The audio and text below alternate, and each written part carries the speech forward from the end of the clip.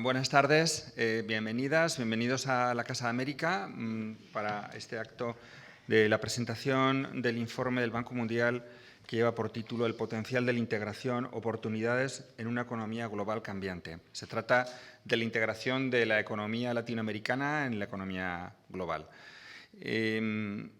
Quiero saludar especialmente a nuestros ponentes de hoy, William Maloney, economista jefe para América Latina y el Caribe del Banco Mundial. William Maloney lleva 35 años trabajando sobre temas relativos a la economía en América Latina. Muchos de estos años los ha pasado dentro del Banco Mundial, en distintos ámbitos dentro del Banco Mundial. Es también profesor universitario, ha enseñado y ha investigado en varias universidades en América Latina y en Estados Unidos. En América Latina, pues, entre otras, especialmente en la Universidad de los Andes en Bogotá, donde también ha residido en el desempeño de sus funciones para el Banco Mundial. Y luego tenemos también a Emilia Pérez, la directora de Economía de la agencia EFE, que con frecuencia colabora con la Casa de América en actividades de tema económico. Pues para la Casa de América es un placer y poder tener esta actividad hoy aquí. Agradecemos mucho la iniciativa del Banco Mundial de haber querido contar con nosotros para la presentación de este informe. Aprovecho para saludar también a su representante en España, a Abigail.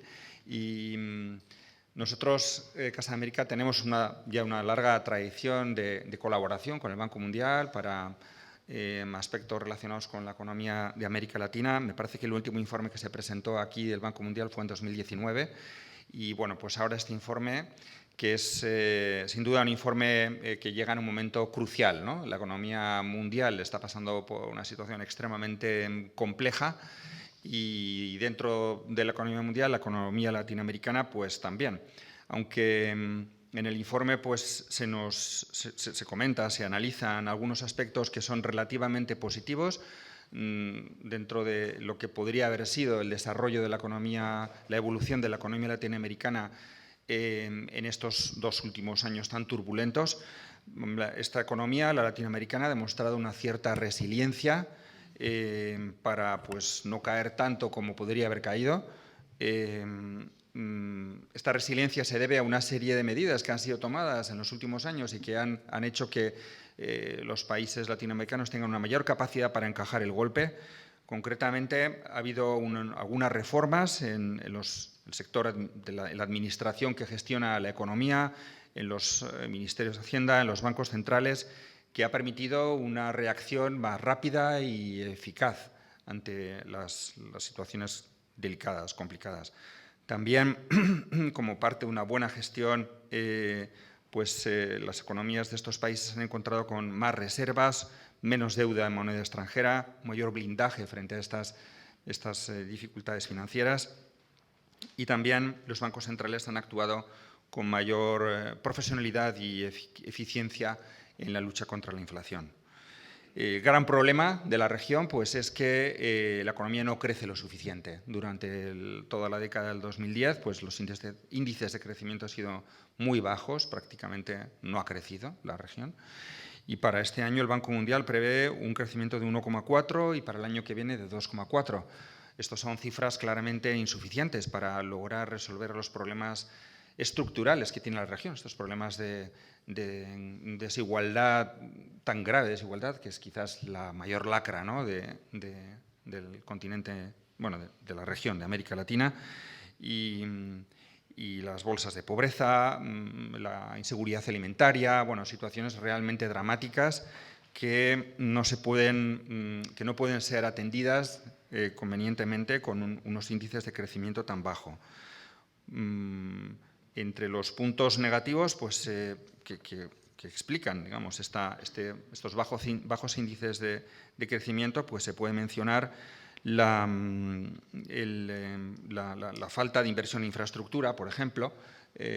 América Latina pues, invierte el 3,5% en infraestructura, bastante menos que otras regiones que también se encuentran en situaciones complicadas, concretamente África, por ejemplo, o algunos países de Asia. Tiene ciudades no eficientes, hay una baja calidad del empresariado y luego hay un tema también que es otro problema histórico de América Latina, que es la educación.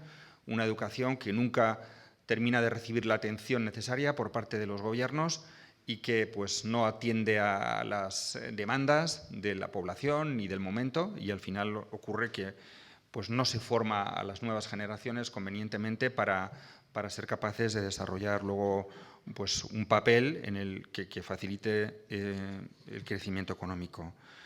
Hay algunos aspectos positivos que ya serán comentados más tarde y que, bueno, pues ahí está nuestra esperanza, ¿no? América Latina pues tiene unas enormes posibilidades, por ejemplo, en estos momentos de reshoring, tiene también unas grandes posibilidades en estos momentos también de transformación de la matriz energética, de los planteamientos energéticos y tantos otros aspectos sobre los cuales ya no voy a hablar más. Simplemente agradezco mucho la presencia, el acto de esta tarde, y simplemente decir que para nosotros, para Casa América, es un asunto importante. Esta charla va a quedar grabada en nuestra página web y estoy seguro de que, como ha ocurrido en otras actividades de este tipo, encuentros con el Banco Mundial, pues será consultada por muchas personas. Muchas gracias.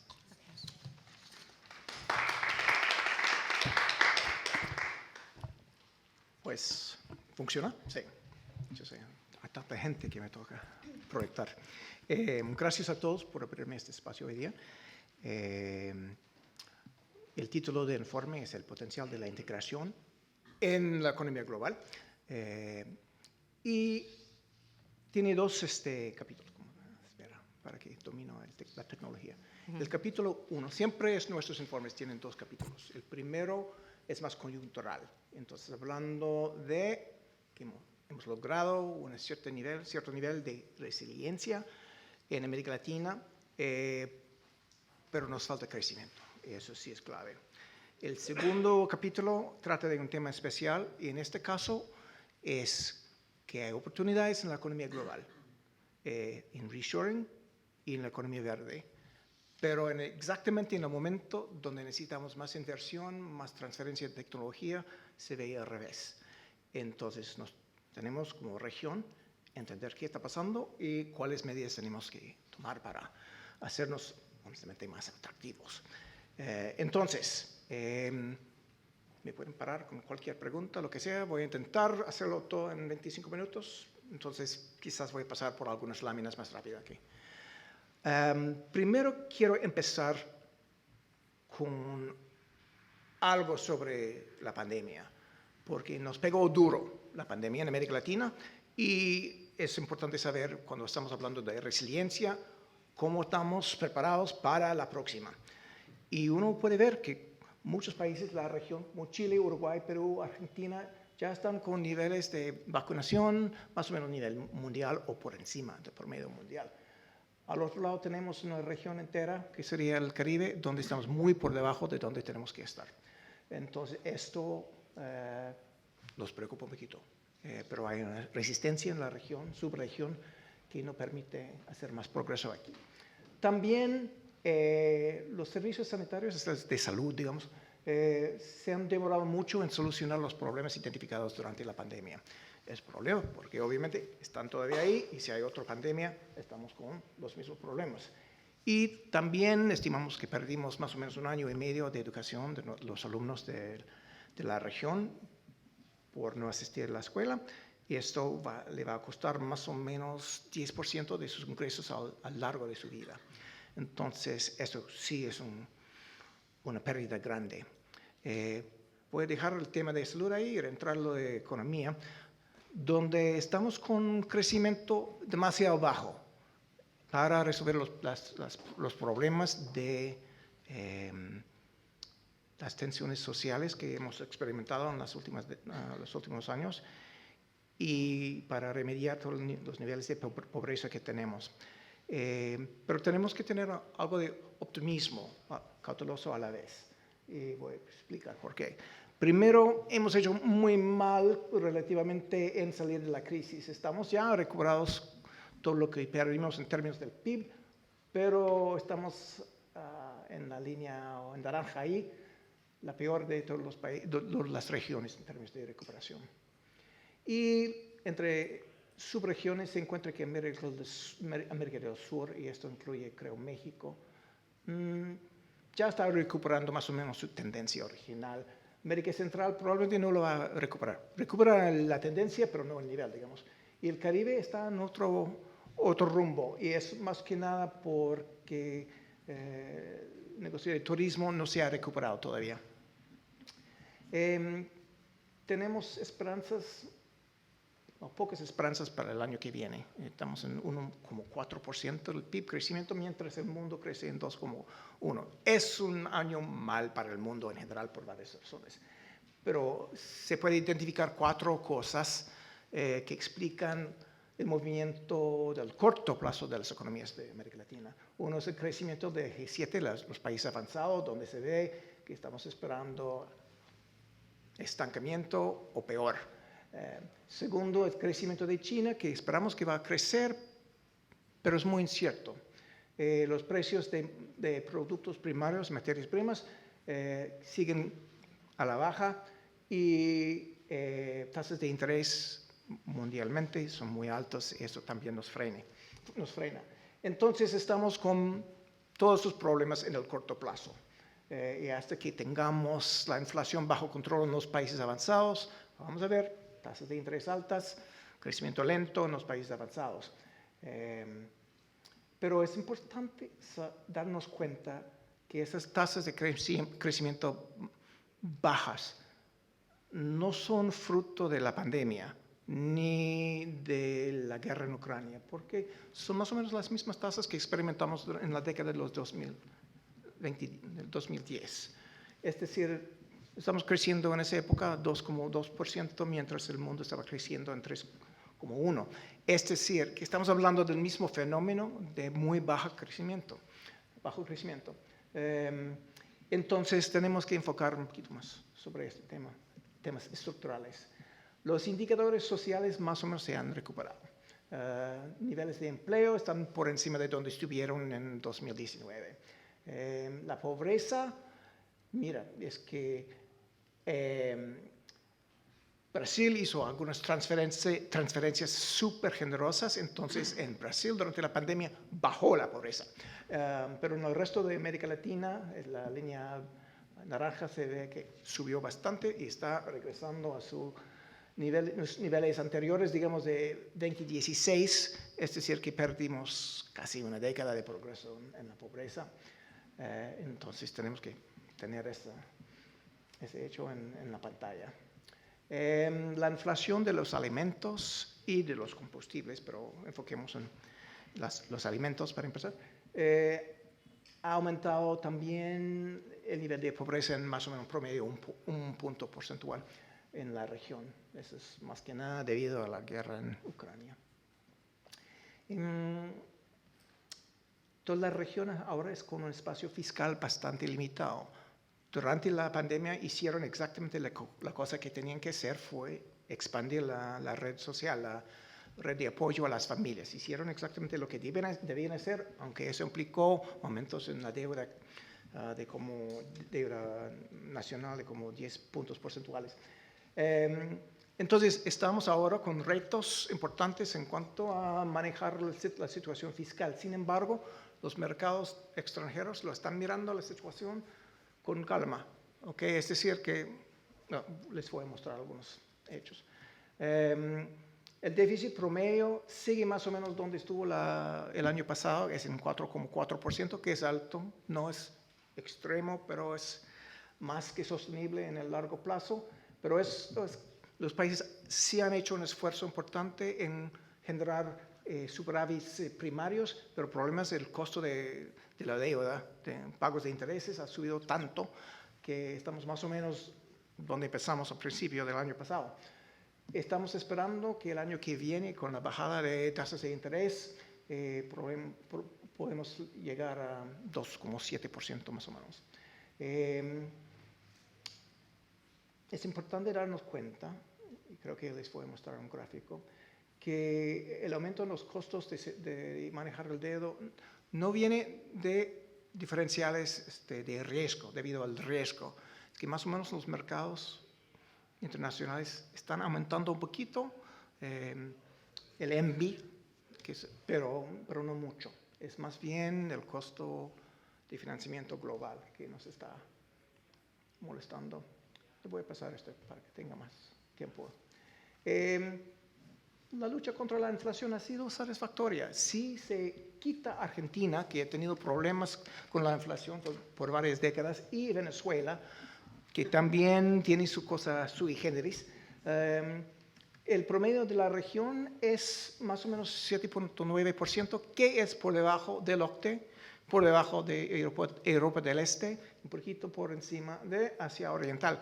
Es decir, que el manejo ha sido respetable en la región y tenemos que dar elogios donde están merecidos, ¿no?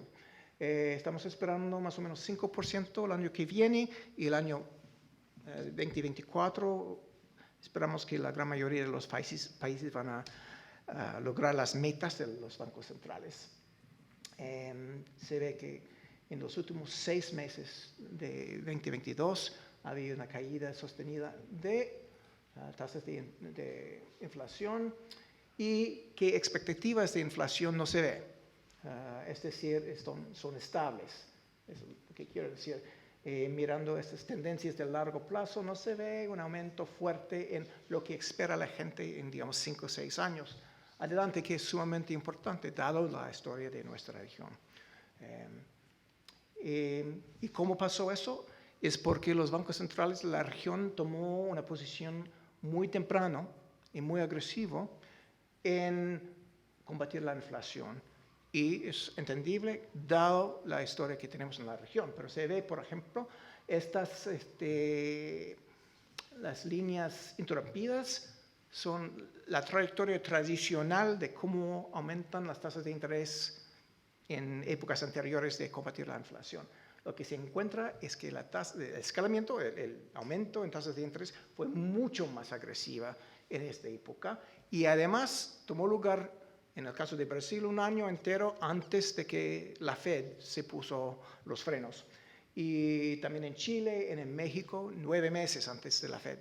Entonces, tomaron las medidas que tenían que tomar temprano y por eso tenemos tasas de inflación más o menos razonables y ojalá que nos podamos alcanzar las metas de los bancos centrales en 2024. No voy a pasar más tiempo.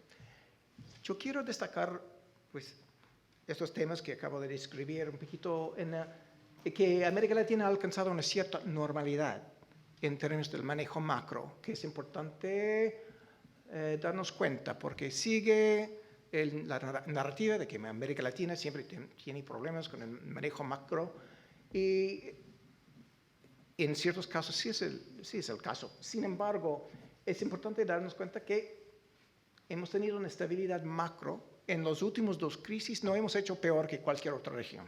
¿Okay? Antes había este cuento de que los Estados Unidos tienen resfrío, América Latina coge la neumonía. Exacto. Pero esa vez no todo el mundo cogió no sé si se puede usar esa palabra acá, agarró la neumonía, mientras América Latina también tuvo neumonía. Entonces, es importante. Había aumento en la deuda con cualquier parte. Había sube de las tasas de interés y todo, pero los mercados internacionales están así tranquilos. Eso es un logro, ¿ok? 2 crisis donde no impusimos peor que cualquier otra región. La lucha contra la inflación es relativamente exitosa y también hemos logrado una política monetaria contracíclica desde más o menos 2004. No sé cuántos nerdos hay aquí, pero en muy pocas palabras, antes de 2004, si las economías están pegadas por un choque en los términos de comercio, digamos, una caída en los precios de materias primas, los gobiernos tienen que aumentar las tasas de interés para defender el tipo de cambio, ¿no? Y para señalar a los mercados internacionales que sí, tenemos la situación bajo control, pero es contraccionario, ¿no? Es que cayeron nuestros precios de nuestras exportaciones y vamos a subir las tasas de interés. Ahora, dado la confianza que tienen los mercados frente a la región, no tenemos que mandar esa señal tan fuerte como antes. Entonces, estamos con más políticas contracíclicas que antes. Eso también es un logro. Y todo eso se debe a algunos ingredientes fundamentales que vale la pena destacar. Primero, un blindaje, como decimos en Colombia, no sé, más fuerte Es menos deuda denominada en moneda extranjera, más reservas internacionales. Y se ve claramente, 2004, 60% de la deuda en moneda extranjera, 2021, 35%, la mitad. ¿Okay? No es por casualidad, es por buen manejo. Y reservas en los bancos centrales, antes 12% del PIB, ahora 20% del PIB, casi doble. Saben lo que están haciendo y por eso hay más resiliencia y más confianza. Mayor profesionalización de las autoridades y institucionalidad más sólida, importante. Es importante no solo porque el logro fue tan importante, se ha visto el aumento en la calidad de la gente en los ministerios de Hacienda, bancos centrales, a través de las últimas 2 décadas. Sin embargo, en este momento hay un reto, ¿no? Es que toda la política, la turbulencia política, está empujando a las puertas. Entonces tenemos que tenerlo en cuenta.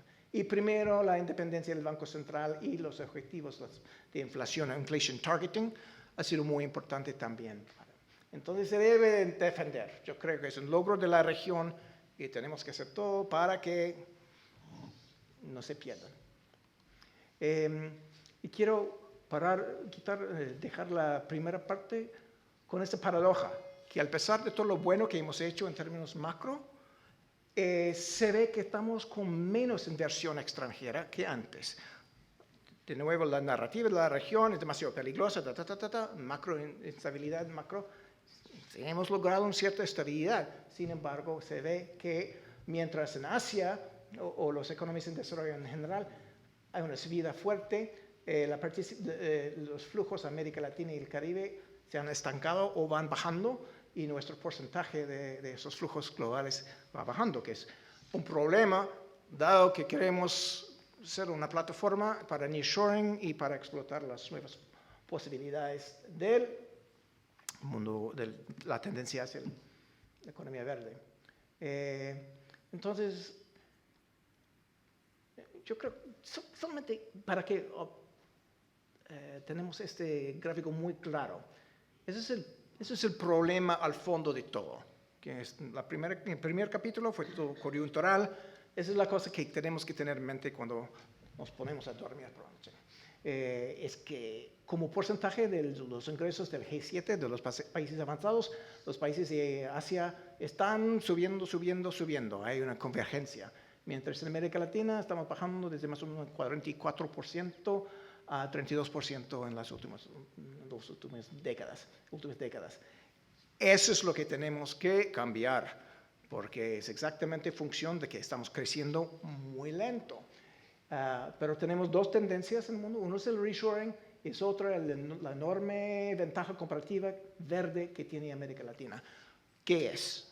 Primero, tenemos la red eléctrica más verde del mundo. 55%, algo así, de nuestra electricidad es de renovables. Y tenemos mucho potencial en exportación de energía verde, es decir, eólica, pues más bien en términos de hidrógeno verde más que nada. Materias primas verdes como litio, como sabemos, capital natural. Tenemos todo el Amazonas que tenemos que encontrar una forma de sacar plata sin destruirlo, digamos. Creo que hay potencial ahí. Pero América Latina sigue una de las regiones con menor exportación en bienes y servicios. En servicios es el peor del mundo. Y eso es muy sorprendente, dado que sí, somos lejos de Europa y de los Estados Unidos, pero no tan lejos como China o Vietnam. Entonces, y además, el valor, estamos muy por debajo del valor esperado de exportaciones, teniendo en cuenta la distancia, el tamaño de los mercados potenciales y de los TLCs que tenemos. Entonces hay algo que no está funcionando en la región en cuanto a tomando ventaja, aprovechando los mercados internacionales para crecer.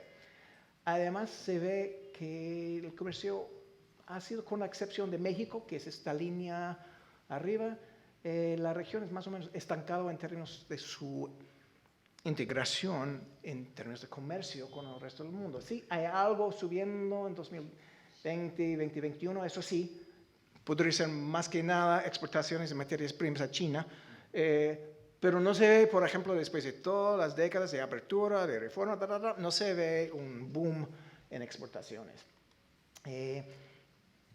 Como nota, los Estados Unidos sigue siendo el principal destino de las exportaciones de la región, pero solo si incluye a México. Si se quita México, que es las barras azules, China ahora es la destinación más importante para las exportaciones de la región. Y creo que estamos perdiendo un poquito el tren de nearshoring, con la excepción de México. México, no, es que esta línea azul, pero no oscuro, que es Asia, esta línea que antes fue por encima de Asia, pero ya ahora está bajando, eso es inversión extranjera en América Latina, y se ve en América del Sur, todo el mundo está decrecido su acervo de inversión en América Latina en 9%, España menos 15%, los Estados Unidos está 2% positivo, pero Europa en general menos 13%. Países Bajos, hay muchas empresas registradas en Países Bajos, entonces eso no es real. It's not really the Netherlands. México es el único que se ve con subidas, pero no mucho. 12% en 10 años en los Estados Unidos no es mucho, es 1% por año.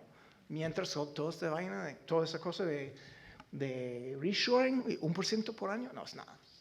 Entonces, ¿qué tenemos que hacer para mejorar nuestra inserción en el mundo? Una cosa clave es darnos cuenta que en términos de salarios ya somos muy competitivos. Antes, hace 20 años, China tenía toda la ventaja. Ahora Vietnam sigue, pero si se compara México y Brasil, que están a la derecha, con China, los salarios en China son casi 2 veces lo que se encuentra en Brasil y México, que son entre los mercados más dinámicos. Y más o menos al nivel de Vietnam y India. Entonces, en teoría, no hay por qué ir a Vietnam, ¿no? Vamos al ladito. Pero el problema con esa línea azul, y esa es de KPMG, son con entrevistas de empresarios, los costos, otros costos primarios, no solamente salarios, pero impuestos, costo de capital en América Latina es alto. Y otros costos secundarios como estabilidad política, facilidad para comerciar y competir, infraestructura, las habilidades de la fuerza de trabajo, todo esto aumenta los costos de trabajar en América Latina y se encuentra que México y Brasil son menos atractivos que Canadá, Malasia, hasta los Estados Unidos en cierta forma. Entonces, tenemos algunas reformas que hacer para que estemos más atractivos, algunas cosas aquí es una medida de riesgo político, donde más bien es un gráfico de confianza en la política, en la estabilidad política, y se encuentra que va bajando en todos los países de la región y en promedio. Esos son de 5 años a 10 años, de medio, corto plazo es 5 años en este gráfico. Y eso sí es clave. A pesar de la reducción en riesgo macro, los riesgos políticos van subiendo. En papel, América Latina ha progresado mucho en apertura. Si se ve, los aranceles son más o menos a nivel, pues por debajo de niveles mundiales. Sin embargo, los costos de comercio siguen muy altos. Cuesta como 4 veces el OCDE para mover un bien a través de una frontera. Eso es en tiempo y es en pesos, ambos. Entonces, hay una cierta protección que sigue así. Tenemos un libro sobre los acuerdos comerciales profundos, free on the web, gratis en el web, bueno, para un regalo. Y con eso podríamos armar un programa para reducir esos costos, por ejemplo. Al pesar de que supuestamente estamos muy abiertos, los markups o los márgenes empresariales siguen muy altos. Y si bien están aumentando en todas las partes del mundo, ya están alcanzando los niveles de América Latina de hace 20 años. Entonces, estuvimos economías cerradas, proteccionistas, y a pesar de todo, seguimos así. Entonces, es un problema. Infraestructura sigue mal. Estamos invirtiendo 3,5%, mientras hasta África está invirtiendo casi 7% en infraestructura. Es un problema. Conozco Colombia muy bien. Es muy difícil sacar productos de Buenaventura. En lo digital ya tenemos red, pero es tan costoso que nadie lo usa. Entonces se ve esto, el precio promedio es muy alto, no es tan alto como en África subsahariana, pero es alto. Entonces tenemos que encontrar una forma, y eso tiene que ver con la falta de competencia también. Nuevo tema, y estamos por emitir un informe precisamente sobre temas de productividad de una lente espacial, pero resulta que nuestras ciudades no son muy productivas. En teoría, la aglomeración nos tiene que dar algunos aumentos en productividad, pero lo que se encuentra que elasticidad de productividad con densidad, que son esos gráficos, en la mayoría de casos no existe, no es significativo, y va bajando con el tiempo. Y esto implica que nuestras ciudades son más bien congestionadas que productivas. Tenemos toda una agenda alrededor de eso. Voy a pasar. Mejores capacidades. Tenemos problemas con las capacidades gerenciales en la región también. No voy a pasar mucho tiempo solo para decir que cuando vamos aumentando la calidad gerencial, en las medidas de Nick Bloom y John Van Reenen de Stanford y MIT, estamos más o menos como región al nivel de Kenia e India en términos.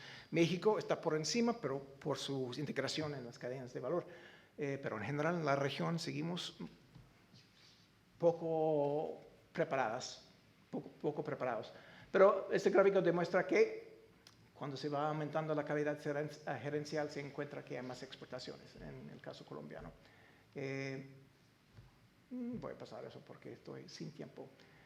También tenemos mercados financieros muy delgados todavía, lo que implica que no podemos diversificar los riesgos. Tenemos que tomar para introducir nuevos productos, nuevos mercados, nuevas técnicas. Creo que en el muy corto plazo, yo creo que hay mucho que se puede hacer en términos de agencias de promoción de exportaciones y inversiones bien diseñadas. Hay varios estudios dentro del banco que han demostrado que gastar un poquito más y asegurar que son de calidad, sí aumenta las exportaciones y atrae más y más de cosas que se puede hacer en el corto plazo. Y también se hace mucho hincapié por corredores y zonas económicas. Esos son sumamente populares a través de todo el mundo. Hay muy pocos que funcionan bien. Es importante diseñarlos bien. Los dejo acá. Tenemos algo que se llama el World Bank Productivity Project. Ya tiene 9 volúmenes, creo que 8 volúmenes, creo que 7 acá. Son gratis, excelentes. Bájenlos. Y gracias. Bueno.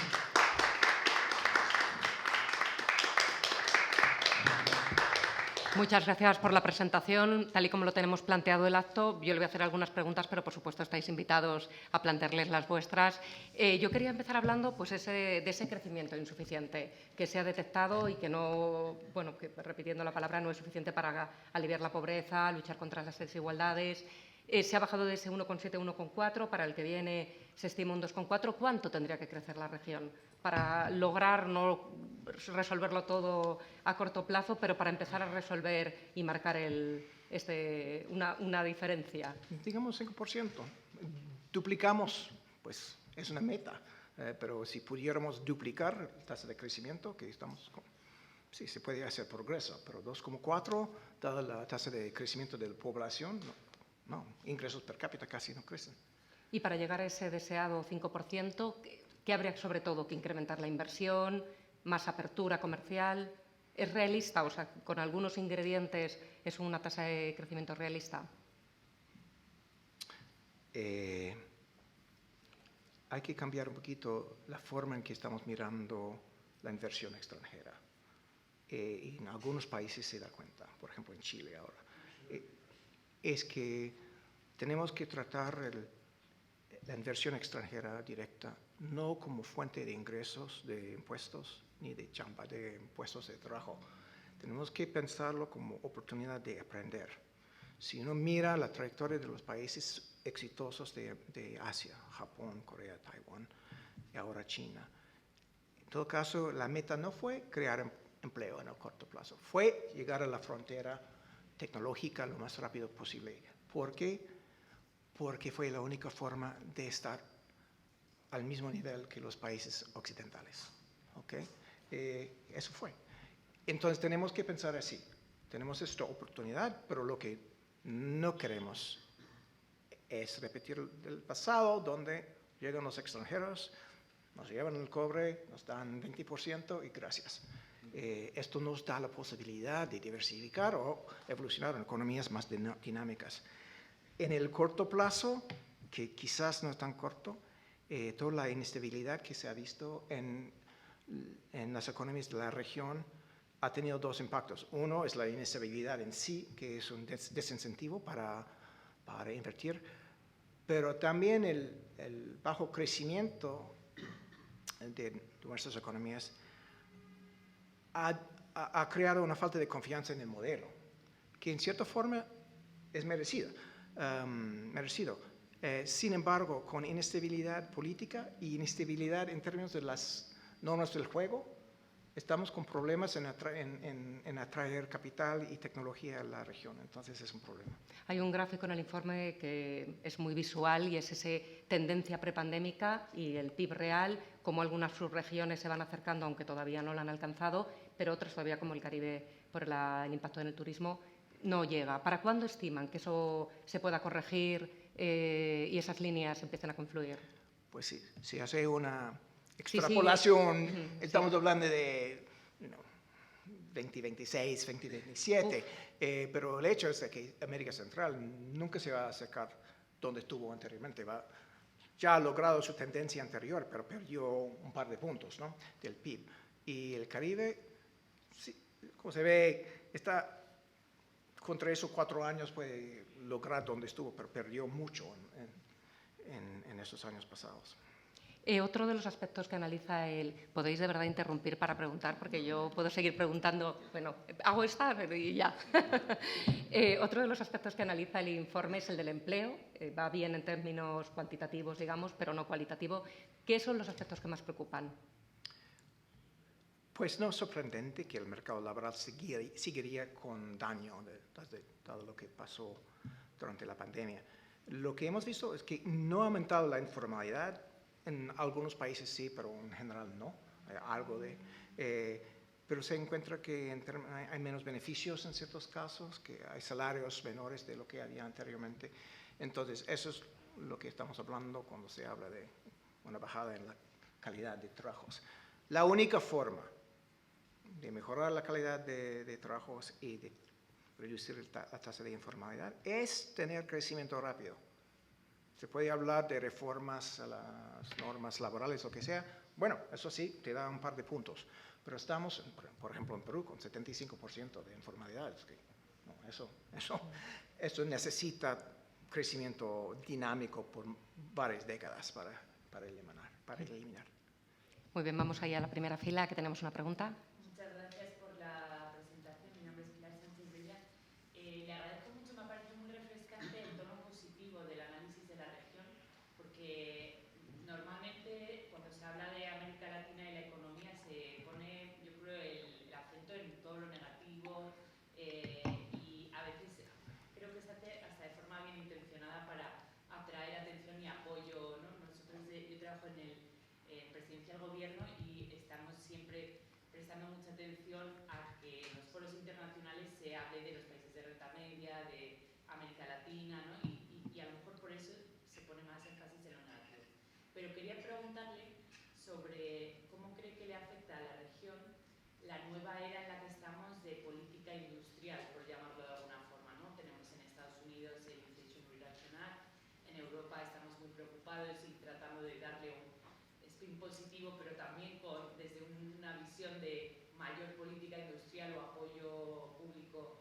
Y esto, aunque sí que se habla de alianzas con regiones y especialmente con América Latina, no sé yo si es realista y si al final va a dejar a la región más lejos de poder entrar en esas cadenas de valor y en esas oportunidades supuestas. Gracias. Primero creo que esa tradición de ser negativo viene de la región en sí. Había un artículo de Albert Hirschman en 69 hablando de la fracasomania, ¿no? Es que en forma de siempre mirar a lo que estamos haciendo y eso no va a salir tampoco. Pero el hecho es que, y quiero comunicar este tono, que la región sí ha logrado algunos avances muy importantes en las últimas décadas, por lo menos en el manejo macro. Yo creo que tenemos que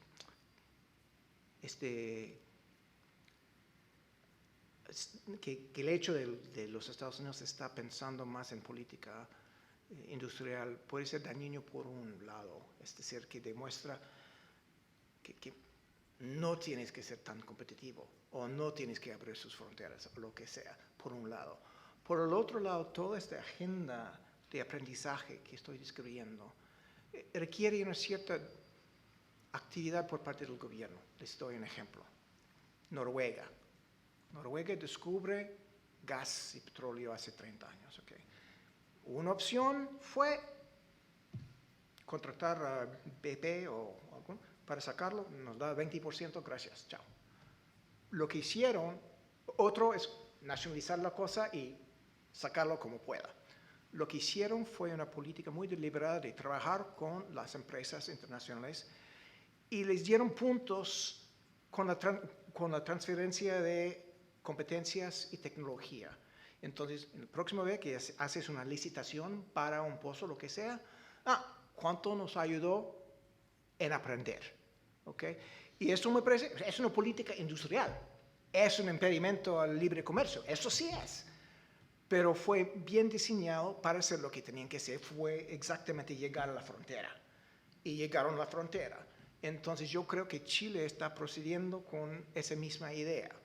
Es que sí, nacionalizaron el litio, lo que sea, pero la idea es que no queremos que ni los gringos ni los chinos vienen, sacan 100% de la cosa, nos da 20% de chao. Lo que queremos es que aprendamos cómo sacar el litio y cuáles son las oportunidades que nos presente en el sector. O en hidrógeno verde también. Obviamente son los alemanes que tienen toda la tecnología en este momento.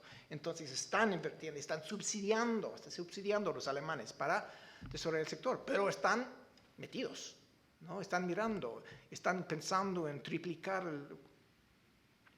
o aumentar el presupuesto de Fundación Chile, que es exactamente un organismo cuasi gubernamental para experimentar con nuevos productos para la economía, ¿no? Están pensando, no sé.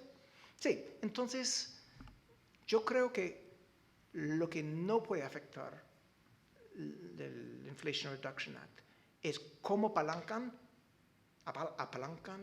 esas nuevas fuentes de crecimiento en términos de litio, de hidrógeno verde, que se pueden hacer lo que quieran en la región para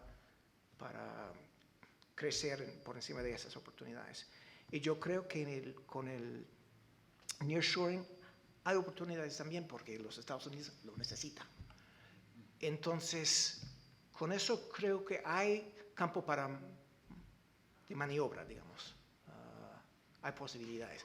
Lo que me preocupa es que la reacción va a ser, ok, bueno, todos estamos de nuevo en la época de políticas industriales y se puede hacer lo que quiera. Okay.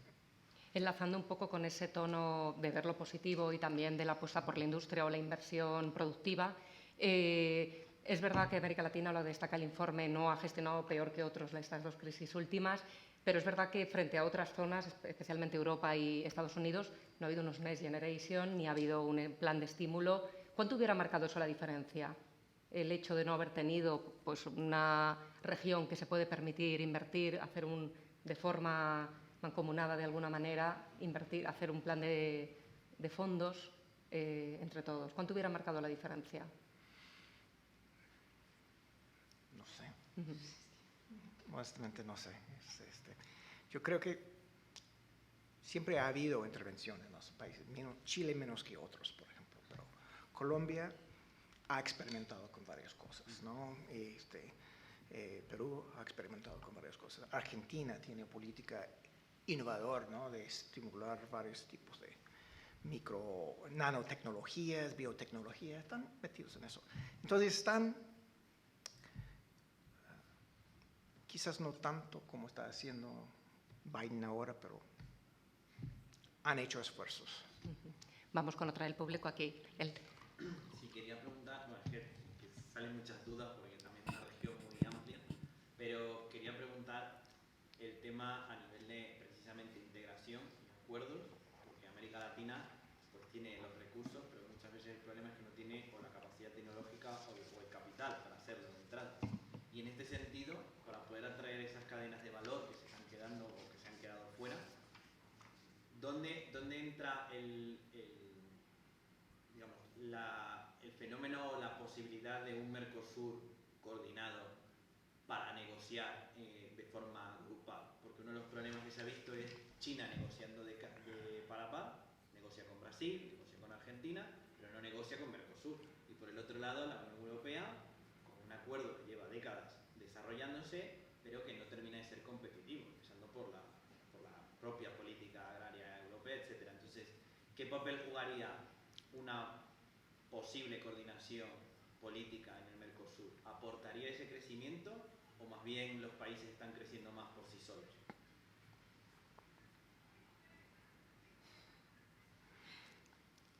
Hay beneficios de coordinar, pero ha sido difícil en el pasado.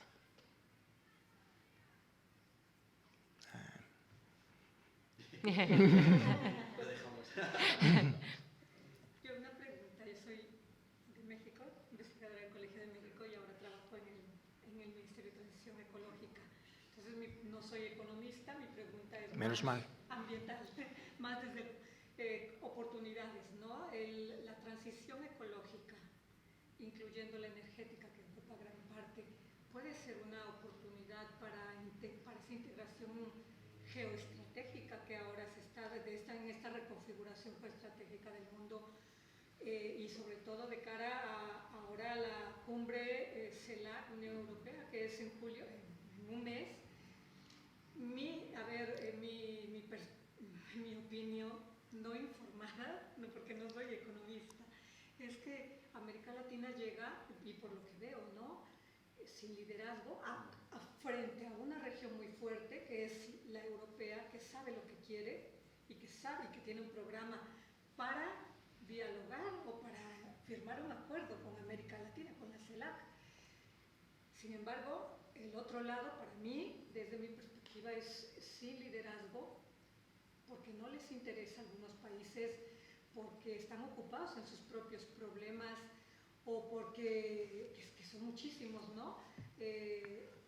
Salvo Lula, que podría representar quizá ese liderazgo, pero llega sin ser ese bloque, en mi opinión, ¿no? Entonces, y en una desigualdad increíble, a negociar, pues no va a negociar nada, ¿no?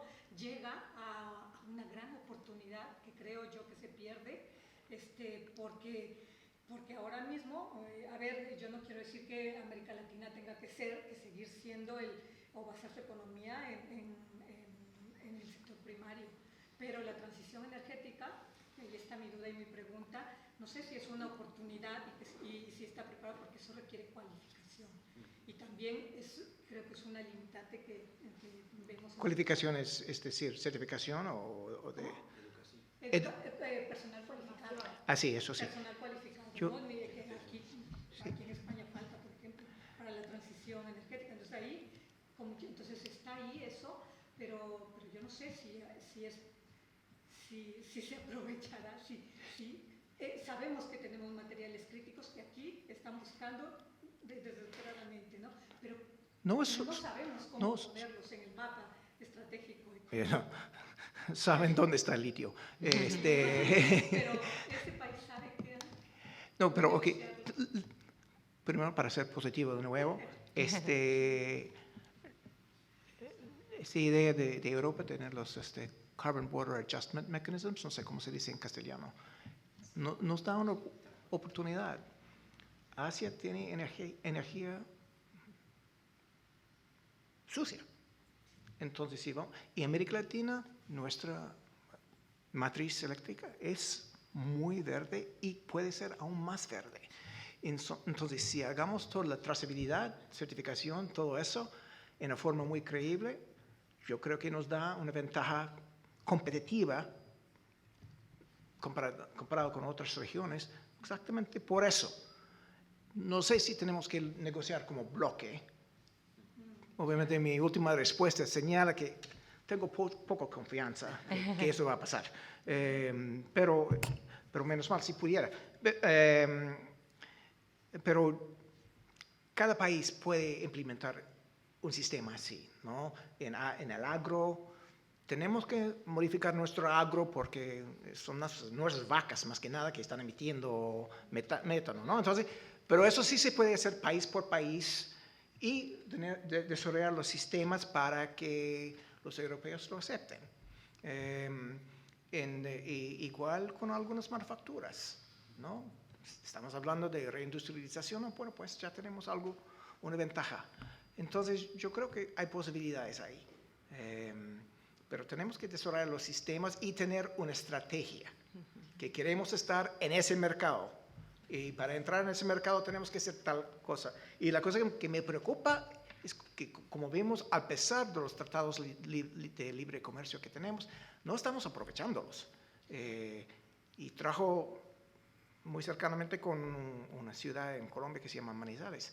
Y están trabajando con el MIT, este programa RIP, para mejorar su ecosistema empresarial. Están haciendo todas cosas muy chéveres, muy bien pensadas energéticamente, y sus exportaciones a Chile han duplicado. Chile es un país excelente, tiene 20 millones de personas. El mercado arriba tiene 330 millones de personas, por favor. Pero es exactamente, tenemos que tener una estrategia. Cuando estuve en Nueva Zelanda, es un país serio, le pregunté a la ministra de Innovación cuál es su política de innovación. Y me dijo, quitarlos de la isla, que salgan de la isla. Porque en el momento que están con su mujer, con su beach, que es una cabaña, su barquito, están felices. No van a hacer nada. En el momento que tienen que competir en el mercado estadounidense, no, esto va cambiando el chip. Entonces tenemos que tener, y quizás es la política industrial light o bien pensado, es cómo preparar nuestros empresarios para que compiten, para que tengan lo que necesitan para entrar el mercado europeo con la transición energética. No sé si estoy contestando tu pregunta, pero esta posibilidad sí existe, pero tenemos que ponernos las pilas. Teníamos, creo, otra aquí en el público.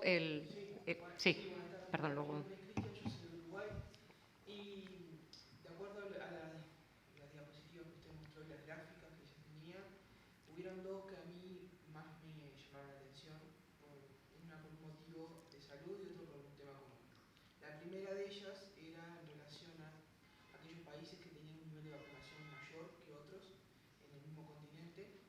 Y yo recuerdo cuando estaba en Uruguay, por ejemplo, en negociaciones que se hicieron desde nuestro país, que se intentaron hacer con el fondo COVAX, no funcionaron, entonces hubieron un bloque de países que fueron hacia negociaciones con empresas. Qué buen ejemplo entonces de coordinación.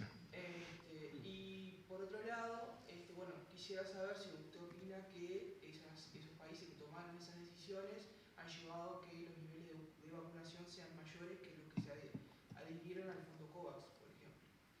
Y otra pregunta es, en relación al Mercosur, de acuerdo a los datos que se mostraron allí, se ve que proceso en el tiempo de los aranceles, o sea, de los trámites que se deben de hacer para poder generar exportaciones y demás o acuerdos con otros países son mayores que otros organismos de países que se han conformado. ¿Y cuál es el futuro del Mercosur hacia usted, viniendo de un país que quiere hacer un tratado de libre comercio con China? Tú me puedes contestar, que honestamente no lo veo claro. Yo, en su primera pregunta, no sé exactamente por qué esos países como Chile y Uruguay hicieron muy por encima del promedio mundial en términos de vacunas. No fue obviamente puramente por vacunación. Esto implica que tenían una capacidad gubernamental de sus sistemas de salud, otra nota positiva, que fueron capaces de implementar esas políticas. A algunos otros no tanto, ¿no? Y en el Caribe hay una resistencia que no entiendo muy bien, pero eso es un problema. Creo que teníamos otra en la última fila. Me quería hacer dos preguntas. ¿No le parece que la poca inversión extranjera se debe quizás a la inseguridad jurídica que ofrecen algunos de los estados? Primero. Segundo, algunos de los primeros cuadros que presentó ahí sobre el tema del bienestar social, en los ciudadanos, etcétera, etcétera. ¿Es muy fuerte la inmigración entre los países de América Latina? ¿O es muy poca o muy poco fuerte la inmigración entre los países? Y si fuera fuerte, ¿existen convenios internacionales de protección social entre los países, exceptuando Mercosur? Ese sí lo conocemos de que existe. Pero entre los demás, ¿es verdad eso?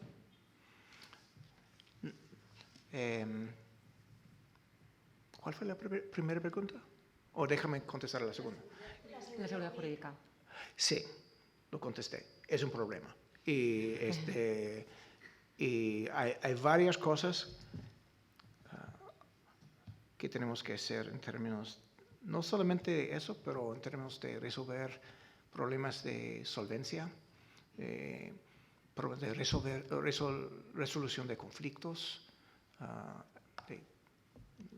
empresariales que tenemos que hacer, que está muy mal en la región y hace difícil hacer negocio y hacer inversiones. Leyes de colateral son problemáticos todavía. Entonces tenemos muchas cosas en el ámbito de normas que tenemos que arreglar y en cierta forma estamos regresando un poquito. El segundo ahora perdí, es que por mi Alzheimer. Inmigración. La respuesta es sí y no. Hay venezolanos por todas partes, ¿no? Y en Colombia hay como 2 millones, casi 3 millones de venezolanos. En Colombia hay 1 millón y algo en Chile. En todas partes de la región hay mucha migración. Pero no se encuentran muchos peruanos, por ejemplo, en Colombia. ¿Okay? Entonces, a la vez, hay mucha migración y no tanto.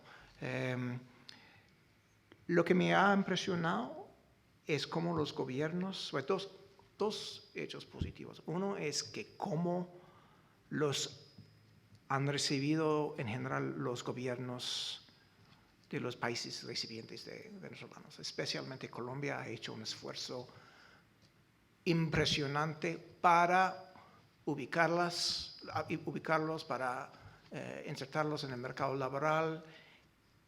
Es triste. En Bogotá se camina por las calles y se encuentran venezolanos por todas partes, de ingenieros aquí, de mendicantes por acá.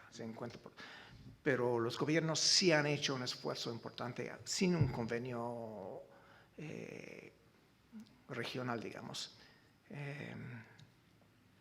La segunda cosa que no mencioné, pero uno podría decir, porque quiero terminar una nota positiva, sería completamente justificable decir que América Latina no tiene nada que hacer en términos de reducir sus emisiones.